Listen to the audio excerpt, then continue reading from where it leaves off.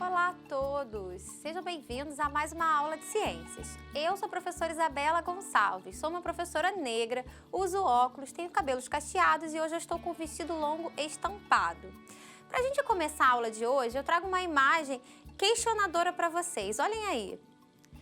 Aqui tem uma parte, né? Claro que é só uma parte devido à nossa grande biodiversidade. Mas assim, como explicar essa diversidade de seres vivos? Você tem alguma ideia aí de casa? Como surgem tantas espécies, né? Já as que existem, como surgem novas espécies e como explicar toda essa biodiversidade? E aí, o que você acha? Na verdade, qual a proposta que você aí apresenta para toda essa biodiversidade? Acertou aí de casa quem falou evolução. Exatamente, olhem aí.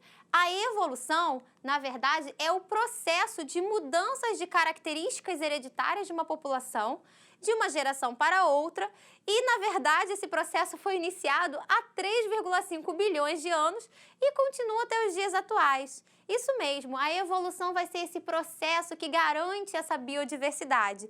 E por que nós estamos falando isso hoje? Porque a aula de hoje será sobre teorias evolutivas, o que esses pesquisadores, né, antigamente conhecidos como naturalistas, eles tentavam explicar exatamente essa diversidade. E o que cada um falou, quais foram as suas semelhanças e suas diferenças. E é muito importante, pessoal, a gente pensar o seguinte: na época que esses dois pesquisadores, eles na verdade estavam, né, situados, a gente tinha aí uma força muito grande chamada fixismo, uma teoria que dizia que era o quê? Na verdade, que as espécies elas eram imutáveis. Olha a imagem do fixismo e do evolucionismo. O que o fixismo ele propõe? Que as espécies elas não se modificavam, elas não sofriam mudanças. Então eu vou ter sempre uma mariposa, por exemplo, branca e preta, que ela não vai sofrer alteração ao longo do tempo. A mesma coisa para qualquer espécie.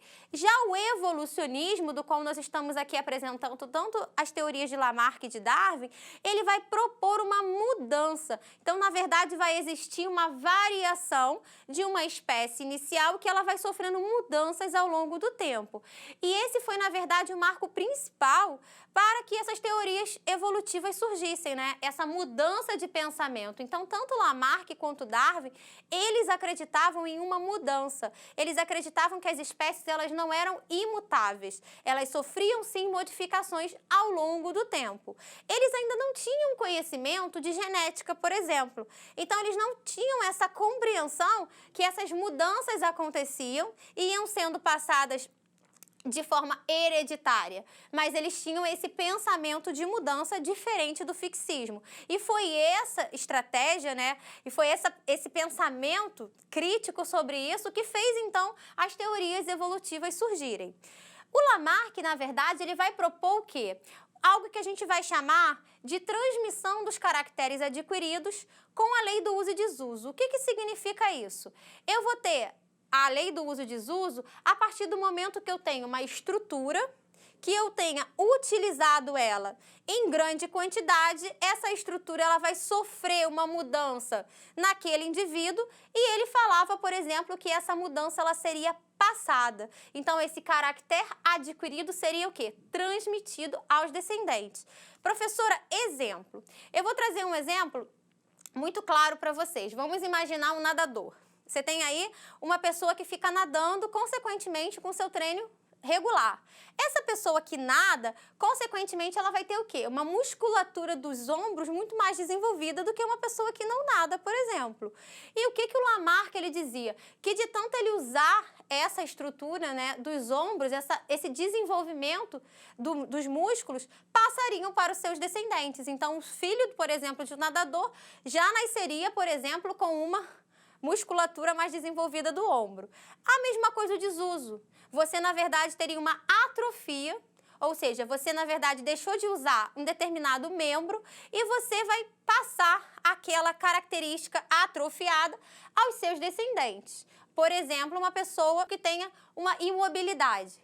Essa pessoa vai ter o quê? Uma perda muscular, concordam? E essa perda muscular vai fazer com que aquelas pessoas tenham ali uma atrofia. Essa atrofia passaria para os seus descendentes. Então, ele falou que tanto quando um ser vivo utiliza muito uma estrutura, ela vai se desenvolver muito, e quando ela não usa, ela na verdade vai ser atrofiada, sendo que essas características seriam o quê? Transmitidas. Logo, o que o Lamarck ele pensou? Que o meio cria necessidades que induzem mudanças nos hábitos e nas formas dos indivíduos. Então, esse meio vai induzir essa mudança de forma que essa mudança seria passada a próximas gerações. Daqui a pouco a gente vai ver um exemplo comparando a teoria de Lamarck e a teoria de Darwin. Por quê? O que o Darwin ele vem falar? O Darwin ele trabalhou por muito tempo sobre a evolução e ele divulgou seus trabalhos trabalhando juntamente com o Wallace.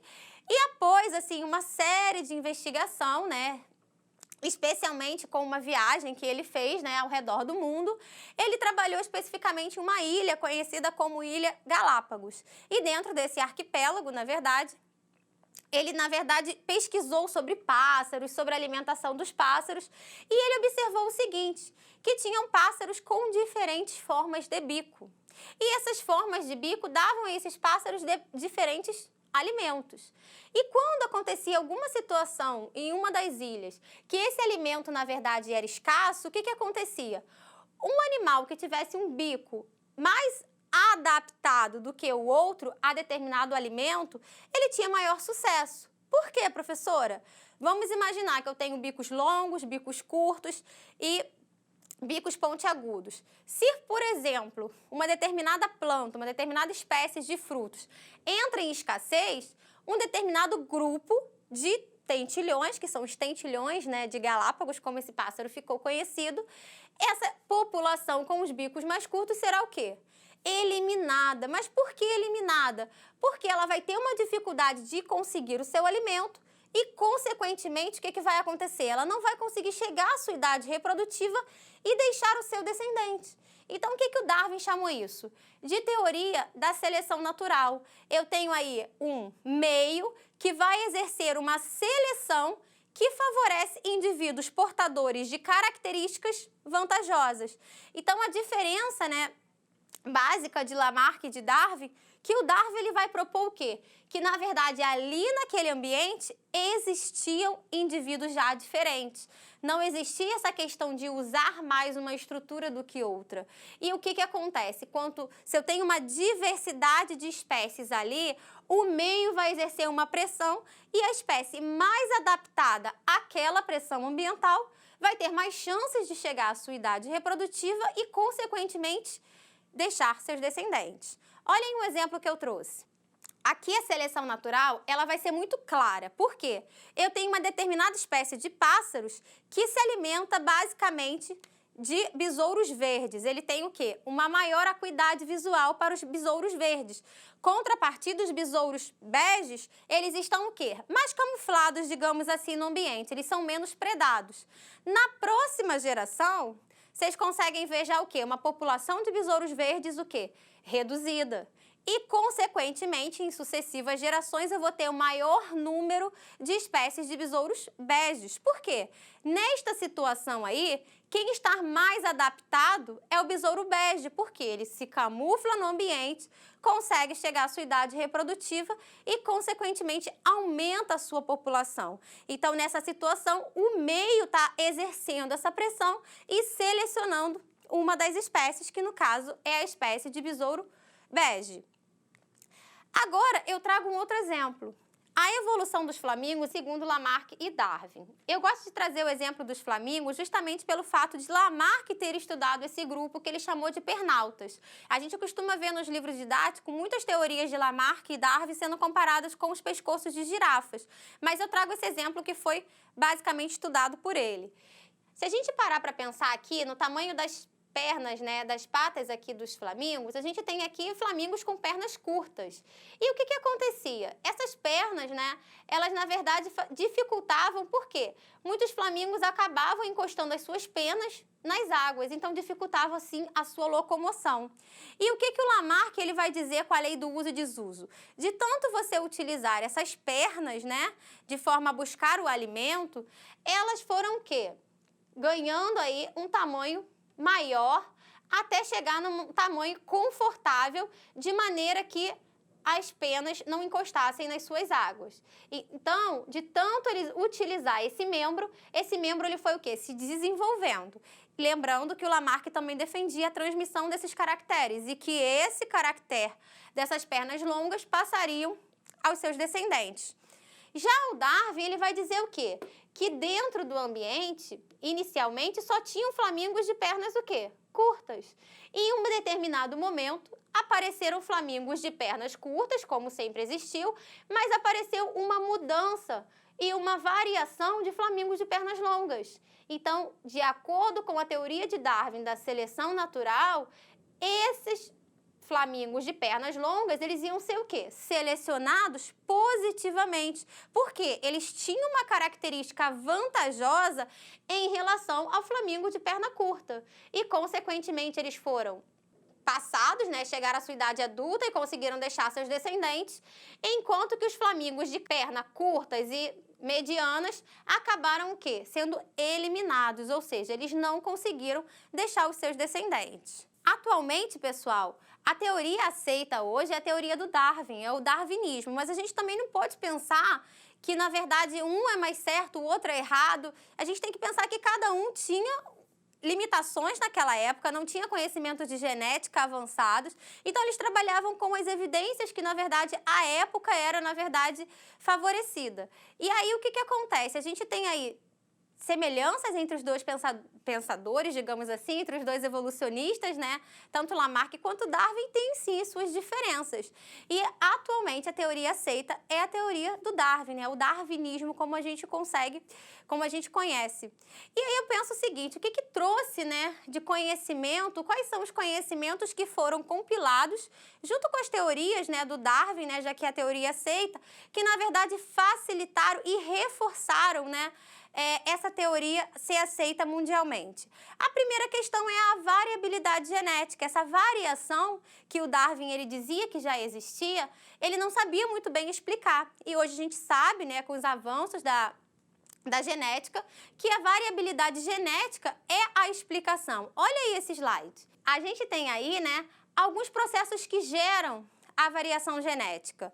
A recombinação genética, então a gente tem o cruzamento, tanto na reprodução sexuada, vindo do pai e da mãe, digamos assim, e nessa recombinação genética, você tem aí mudanças que podem trazer variações. Além disso, nós temos mutações. Então, eu tenho aí uma duplicação do DNA e nessa duplicação eu posso ter uma alteração nessa cópia e trazer uma mutação que vai garantir uma variação de um determinado indivíduo na população. E, por último, eu trago o fluxo gênico, que a gente chama de migração. Se eu tenho em determinado ambiente somente indivíduos de besouros verdes e, de repente, um dos besouros beges de outra ilha, por exemplo, ou se a gente pensa um carrapato, que é mais fácil, a gente acaba migrando esse carrapato para uma outra ilha, eu vou ter aqui uma combinação, né? Uma recombinação, porque aqui eu só tinha um determinado gene e aqui eu vou ter um outro determinado gene. Quando esses dois se encontrarem, eu vou ter aqui uma variação genética. Então, são na verdade, esses conhecimentos que vão garantir essa variabilidade genética. Então, para a gente finalizar a aula de hoje, eu trago aqui um resumo. Olhem aí. Então, o processo de evolução, ele vai se dar basicamente por uma variabilidade, que essa variabilidade vai vir de vários processos, como a recombinação gênica e a mutação, e essa variabilidade, ela vai sofrer, né? Ela será exercida o quê? A seleção natural, vai ser essa pressão do meio e dependendo das características eu vou ter o quê? Uma seleção positiva ou uma seleção negativa, onde teremos indivíduos mais adaptados, que deixarão seus descendentes, e indivíduos menos adaptados, que serão eliminados. Além disso, é esse processo que vai garantir a especiação. Então, pessoal, a especiação vai ser o processo de surgimento de novas espécies. Essa variabilidade foi tão grande, essa variação genética foi tão grande que surgiu uma nova espécie. E por isso essa biodiversidade tão incrível que a gente tem nos dias de hoje. Eu vou ficando por aqui, espero que vocês tenham gostado da aula de hoje e até a próxima. Tchau, tchau!